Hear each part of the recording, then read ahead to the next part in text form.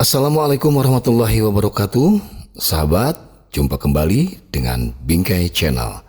Oke, dalam pertemuan kali ini saya akan membahas tentang 10 manusia yang mengaku dirinya sebagai Tuhan. Sahabat, dalam perjalanan umat manusia, selalu saja ada orang yang menyimpang dari kodratnya sebagai makhluk. Penyimpangan itu bukan hanya pada tataran relasi dengan sesama manusia, melainkan juga sampai pada tingkat pengakuan diri sebagai Tuhan. Untuk itulah Allah Subhanahu wa Ta'ala mengutus para nabi dan rasul pada setiap zaman untuk mengembalikan fitrah manusia sebagai hamba yang bertuhan.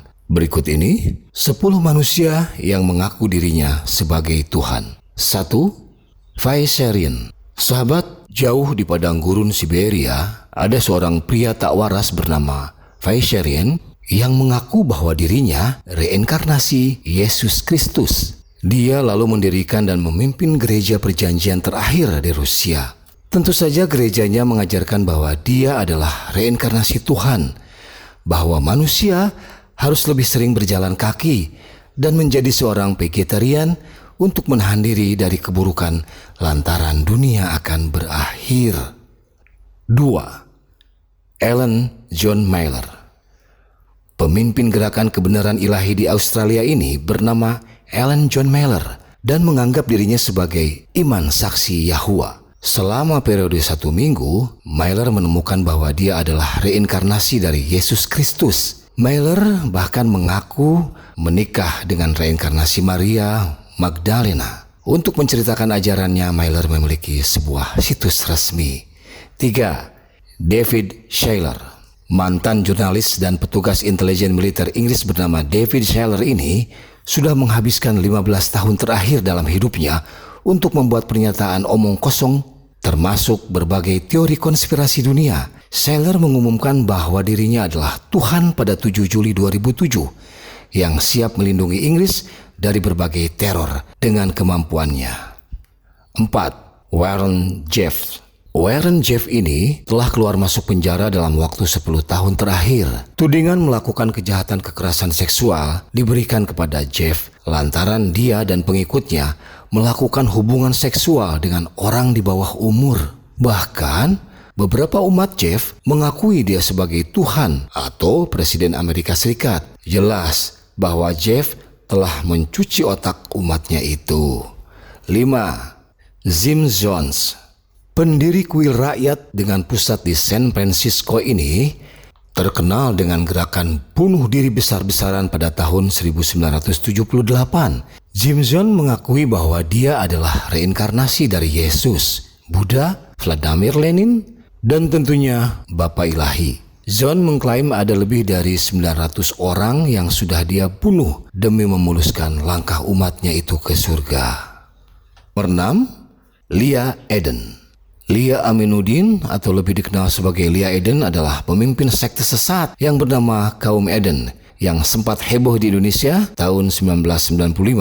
Dia mengaku pemimpin rohaninya Habib Al-Huda mendatangi dan mengaku sebagai Jibril yang membimbingnya. Dalam penyuciannya, Leah mengakui bahwa Tuhan menyatakan dia adalah pasangan Jibril dan sebagai sosok surgawinya di dunia. 7. Mitsuo Matayoshi. Mitsuo Matayoshi adalah pemimpin kelompok organisasi yang bergerak dalam bidang ekonomi politik.